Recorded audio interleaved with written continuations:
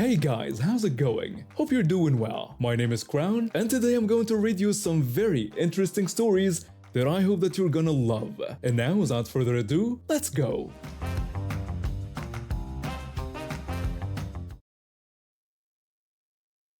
This happened when I was 13 and I'm 14 now. My service dog recently passed away from cancer earlier this year, which brought back this horrible memory. I have severe anxiety that can lead to panic attacks so bad I might hurt myself or others, and I also have episodes where I pass out without warning.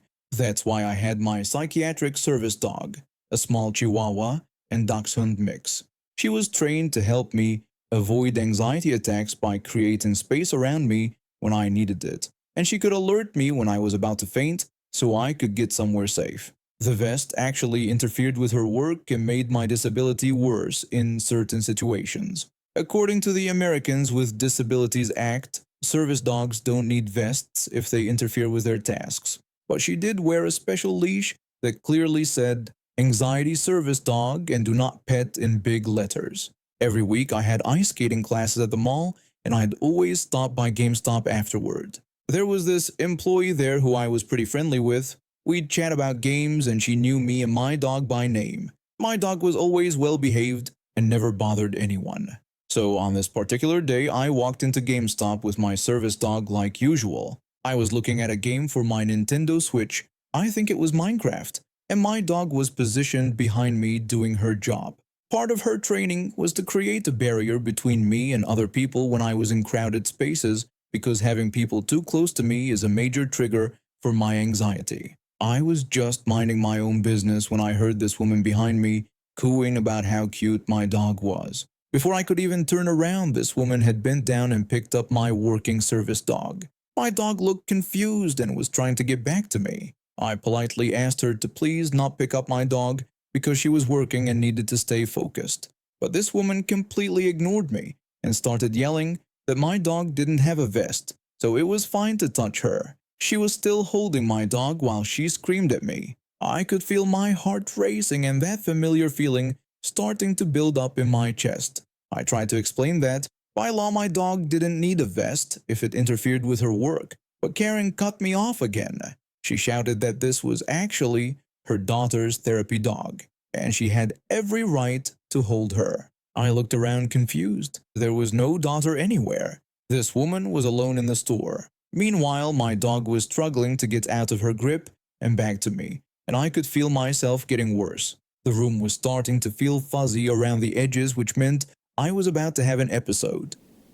That's when my friend, the GameStop employee, came over. She'd been watching the whole thing from behind the counter. She told Karen to please let go of my dog because she was a working service dog, and what she was doing was illegal, interfering with a working service dog.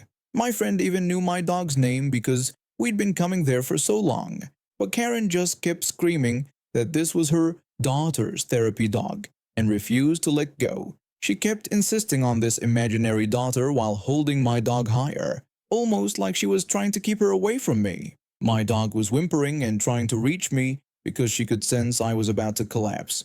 The next thing I remember is everything going black. What happened next was told to me later by my friend at GameStop because I was unconscious. After I hit the floor, Karen just dropped my dog. Dropped her right onto her face from about 6 feet up. My poor little dog landed hard but immediately got up and ran over to me. She started doing her job, licking my face and laying across my stomach, trying to wake me up like she was trained to do. But I wasn't waking up. Turns out when I collapsed, I'd hit my head on a glass display case. My friend called 911 immediately because she could see I was really hurt. When I finally came to, there were mall security officers and police officers all around me. One of the cops was putting handcuffs on Karen. I was so disoriented and my head was pounding, but I could see my dog sitting right next to me, doing her job even after what that woman had done to her. Later, I found out that Karen was being arrested for multiple charges: assault, animal cruelty, attempted robbery, interfering with a service dog, and even attempted murder because of how badly I'd been hurt when I fell. The attempted murder charge was because she deliberately prevented my service dog from doing her job when she could see I was having a medical emergency. My friend told me that when the cops questioned Karen, she kept insisting my dog belonged to her daughter. When they asked where her daughter was, she couldn't answer. Then she claimed she was trying to rescue the dog from me because she thought I was too young to have a service dog.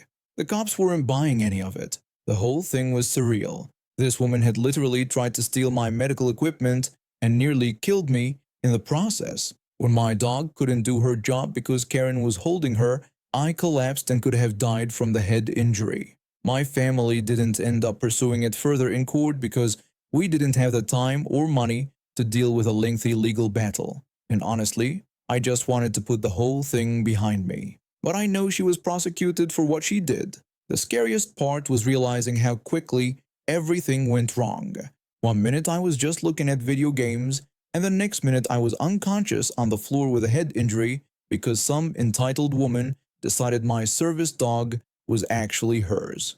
My dog was okay physically, thank God, though she seemed shaken up for a few days afterward. She went right back to work taking care of me, even after being dropped on her face by that horrible woman. Service dogs aren't pets, they're medical equipment. My dog was literally keeping me alive, and this woman almost killed me because she wanted to pet a cute puppy.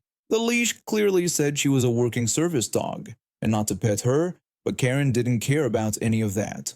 After that incident, I was always more nervous going places, wondering if someone else would try to interfere with my dog. Thankfully, nothing like that ever happened again, but it definitely made me more aware of how entitled some people can be. The GameStop employee became an even better friend after that day. She told me she'd never seen anything so outrageous in all her years working retail. She also made sure to keep an eye out for me whenever I came in after that, which I really appreciated. I think Karen genuinely believed she could just take my dog and no one would stop her. The entitlement was unreal. She had no daughter, no claim to my dog, and she could clearly see that I needed medical attention, but she was more concerned with keeping hold of what she'd decided was hers. I'm just glad my dog was okay and that I didn't end up with any permanent damage from hitting my head. It could have been so much worse. My grandmother raised me to be kind and patient with people who might be struggling. She bought this 1992 sedan brand new and kept it in decent shape throughout the years. When she passed away 5 years ago, the car came to me through the family. It served me well through college and my first few years working, but eventually I saved up enough to buy something newer and more reliable. By last July, the old car was sitting in my driveway collecting dust. It needed new brakes. The air conditioning didn't work great, and there were a few other minor issues that would cost more to fix than the car was worth. I figured someone else might get some use out of it, so I posted it online for $1,000. That seemed fair for a car that ran well despite its age. That's when this guy contacted me. He lived just a few streets over in my neighborhood, so I'll call him my neighbor for this story. He was in his late 50s and explained that he was on disability payments that only came once a month. He really needed a car to get around but couldn't afford to pay the full amount up front. My neighbor asked if he could pay in installments instead of all at once. He suggested giving me $400 in August when his disability check came, then $300 each in September and October. I didn't desperately need the money right away, and it would be nice to help someone out who was clearly struggling. Plus, $400 plus $300 twice would still equal my asking price of $1,000. I agreed to his payment plan and told him I'd write up a bill of sale, so we both had documentation. I wrote up a simple bill of sale noting he would pay $1,000 total for the car, with the payment schedule we agreed on. We both signed it in July, however, I kept the title and didn't sign it over to him yet. I figured I'd wait until he paid everything off before officially transferring ownership. That seemed like the smart thing to do. August came and went without hearing from him. A few days after his supposed pay date, I walked over to his house to check in about the payment we discussed. He apologized and said he had already spent his disability check on groceries and other bills. He promised he'd get me the money next month for sure. That should have been my first red flag, but I tried to be understanding. Maybe he had unexpected expenses or forgot about our arrangement. I got his phone number so I could follow up more easily next time. October rolled around and I called him about the payment. He told me he could only give me $200 that month because money had been tight. I wasn't happy about it, but I accepted the $200. At this point, I was starting to regret the whole arrangement, but I figured I'd see it through. It wasn't until December that he finally paid off the remaining balance. When I had all my money, I signed the title over to him. In March, my phone rang and it was him again. He said he needed me to write him a new bill of sale that showed he only paid $500 for the car instead of $1,000. When I asked why he would want that, he explained it was so he wouldn't have to pay as much in taxes when he registered it. He wanted me to help him cheat the system. I told him I couldn't do that because I had already reported the full amount as income on my taxes, and changing it now would be fraud. He hung up on me after that. Fast forward to this past Wednesday. I came home from a 12-hour shift at work, exhausted and ready to crash, when I saw I had a voicemail. It was him again. The voicemail explained that the motor vehicle office wouldn't let him register the car because the dates on the bill of sale and the title didn't match. The bill of sale was dated in July when we made the deal, but the title transfer was dated in December when I finally signed it over after getting paid in full. He had waited until August of this year to try to get plates for the car. That's 8 months after I transferred the title to him. Apparently, he was facing potential jail time if he didn't get it registered soon. Part of me wanted to tell him it wasn't my problem anymore. I had held up my end of the deal. But my grandmother's voice echoed in my head about helping people, so I agreed to meet him at the courthouse the next morning to sort it out. This meant I'd have to stay awake after working all night just to help him fix his procrastination. I met him at the courthouse steps before they opened. He immediately started ranting, blaming me for messing up the paperwork and claiming it was all my fault that he might go to jail. He demanded that I get a completely new title so the dates would match properly. I tried to explain that I had never sold a car before and didn't know the dates needed to match exactly. But he kept insisting that I should have known and that I needed to fix his problem. When the office opened, we went inside and explained the situation to the clerks. The first lady looked at our paperwork and told us this was pretty common. She explained that either the title or the bill of sale needed to have matching dates, and they could just write up a new bill of sale with a December date to solve everything. But my neighbor wasn't having it. He insisted we needed a completely new title instead.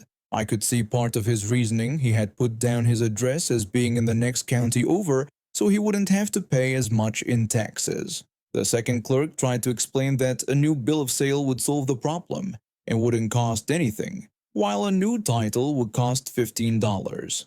My neighbor didn't care about the cost and kept demanding that I pay for a new title because he claimed this was my fault. At this point, I was running on no sleep and just wanted this nightmare to end. Even though it would cost me money and wasn't really my responsibility, I decided to pay for the new title just to be done with it. I told the clerk I'd pay the $15 for a new title. The clerk processed the new title with the July date to match the original bill of sale. When she was finishing up, she looked at my neighbor with a serious expression. She explained that since he was registering this as a July purchase, he would owe licensing fees for the full year he'd already had the car, plus the current year, plus all the back taxes and penalties. My neighbor went white when he asked what she meant by back taxes. The clerk explained that, according to the documents, he had owned the car since July of last year but never registered it. He owed penalties and fees for the entire time he'd had it unregistered. The total came to over $400, more than any single monthly payment he'd made me for the car itself. I watched when he fumbled through his wallet, counting crumpled bills. He stammered that he didn't have enough cash on him. The clerk told him they accepted credit cards or he could come back when he had the full amount, but she warned him that every day he delayed would add more penalties. I walked out of there trying not to smile. After all the headaches he'd put me through, the late payments, the unreasonable demands, the blame for his own procrastination, watching him realize he'd created a much bigger problem for himself felt like perfect justice. When I got to my car, I could hear him on his phone behind me. He was calling his mother, asking to borrow money and explaining that he couldn't wait until next month because they said he might go to jail if he didn't get everything done that day. I drove home thinking about how If he'd just registered the car back in December when I signed the title over, or even a few months later, he would have saved himself a lot of money and trouble. Instead, his procrastination and attempts to cheat the system had backfired catastrophically. I bounce between cooking and waiting tables. When I get fed up with being stuck in the hot kitchen, dealing with orders all day, I switch to serving. When I get tired of dealing with customers face to face, I go back to cooking. It's been a decent system for keeping my sanity in the food service world for about 5 years now. One thing that never changes no matter which side of the kitchen I'm on is how seriously we have to take food allergies. I'm talking about the real deal here. People who could literally die if they eat shellfish, go into shock from nuts, or get violently ill from gluten if they have celiac disease. We don't mess around with that stuff because someone's life could be on the line. But then there's the other crowd, the trendy gluten-free people who jumped on the bandwagon when it became the cool thing to do. Don't get me wrong, I know some people genuinely can't have gluten and it makes them sick. The difference is night and day though. People with real allergies come in already knowing what they can and can't eat. They tell you up front what their allergy is, ask the right questions, and usually have a pretty good idea of what they want to order. It makes our job easier. The trendy crowd? They mention their gluten sensitivity about 3 times during their order, then spend 20 minutes asking about every single menu item, only to find out that basically everything they want either has gluten in it or could be cross-contaminated. Then they backtrack and suddenly it's not that serious after all. This day I was having one of those shifts where everything was going wrong. I'd already dealt with a kitchen fire earlier, spilled coffee on myself, and had 2 tables complain about things that weren't even my fault. I was waiting tables that week because I'd gotten sick of being stuck in the back cooking. That's when she walked in. Karen had become almost a daily regular over the past few months, and every single time she came in, she did the exact same routine. She'd sit down, make sure everyone around her could hear, and launch into her speech about her gluten allergy. She started her usual performance, announcing loudly that she had a very serious gluten intolerance and that her system was extremely sensitive. She wanted to make sure I understood how careful she had to be about what she ate. I just nodded and said yup, hoping she'd move on to ordering. Apparently that wasn't enough attention for her today. She needed the full spotlight. She continued explaining how when she consumed gluten, it absolutely destroyed her digestive system. She described in detail how she got terrible stomach cramps, bloating, and the most awful intestinal issues.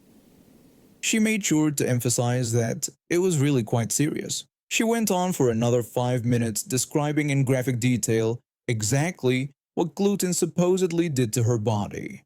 The people at the table next to her looked like they were about to lose their appetites. I just stood there nodding, waiting for her to finish so I could take her order. Finally, she ordered her usual, a basket of our beer-battered fish and chips with onion rings.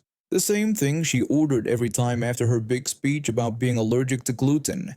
Now here's the thing about our fryers. We use them all day long for everything. Chicken tenders with breading, fish with beer batter, mozzarella sticks, you name it. All of that stuff has gluten in it. Our fryer oil gets contaminated with gluten from the first order of the day until we change it out. I went through my usual routine of telling her about the cross-contamination issue. I explained that our fryers had been used all day with items that contain gluten, so there was definitely cross-contamination. She waved it off like always, telling me that was fine. That was always her response, every single time. She'd go on and on about her serious gluten allergy, then wave off the cross-contamination like it was nothing. But today I'd had enough. Something about her sitting there describing her intestinal problems in vivid detail, while planning to order food cooked in gluten-contaminated oil, just pushed me over the edge. An idea popped into my head, and I decided to run with it. I told her that since she had just told me she was allergic to gluten, I couldn't in good conscience put the restaurant or my job at risk by serving her food that would cause an allergic reaction. I apologized but explained she would have to pick another item. Complete shock spread across her face. She clearly wasn't expecting anyone to actually take her allergy claims seriously. She sputtered that this was ridiculous and that she always ordered this dish. I explained that I understood, but if she had a serious gluten allergy, like she described, I couldn't serve her food that had been cross-contaminated. I told her that if she got sick from the food because I was careless about her allergy, I could lose my job. She started backtracking immediately, trying to explain that it wasn't that serious, that a little cross-contamination wouldn't hurt her. But I wasn't backing down. I apologized, but explaining that I just couldn't do it. I reminded her that she had made it very clear she had a severe reaction to gluten, and I had to take that seriously. I handed her a list of items she could choose from that day. I gave her a list of the few items we had that were actually gluten-free and prepared separately. Basically, a plain grilled chicken breast, a side salad with no croutons, and some steamed vegetables. She was getting more flustered by the minute, realizing that her dramatic allergy performance had backed her into a corner. She demanded to speak to my manager, saying this was ridiculous. I politely told her of course, and went to get him for her. I walked to the back and found my manager, who had dealt with Karen's routine just as many times as I had. He was just as tired of her fake allergy drama as the rest of us. When I explained what was happening, he actually started grinning. He told me I was absolutely right, and that we had to take allergies seriously there. He came out to the table with me, and Karen immediately launched into her complaint. She told him that I was refusing to let her order what she always ordered, and that this was terrible customer service. My manager explained that he understood her frustration, but that I was doing exactly what I should do. He pointed out that she had told us she had a serious gluten allergy, and we had a responsibility to keep her safe. He made it clear that we could not serve her food that could cause an allergic reaction. She protested that it wasn't that serious, and that a little bit wouldn't hurt her. My manager responded perfectly. He told her that if it wasn't that serious, then she didn't have an allergy. But if she did have an allergy like she'd been telling us, then we absolutely could not serve her contaminated food. He explained it was a liability issue. She sat there for a full minute, clearly trying to figure out how to get out of the corner she'd painted herself into. Finally, she huffed and pointed at the grilled chicken on my list. She said fine, she'd have the chicken breast, plain, with steamed broccoli. She was clearly embarrassed and angry that her routine had been turned against her. When I brought out her food, she ate it in silence, shooting dirty looks at me the whole time. When it came time to pay, she made a big show of not leaving a tip, but honestly, I didn't care. It was worth every penny. I didn't get to see her fake allergy performance backfire. She came back 2 days later like nothing had happened. This time she sat down and ordered her usual beer-battered fish and chips without saying a single word about gluten. Apparently, she'd been miraculously cured of her serious gluten allergy over the weekend. I served her with a big smile, and she never mentioned gluten sensitivity again during any of her future visits. And now we have reached the end of today's stories. Thank you for watching, and see you next time.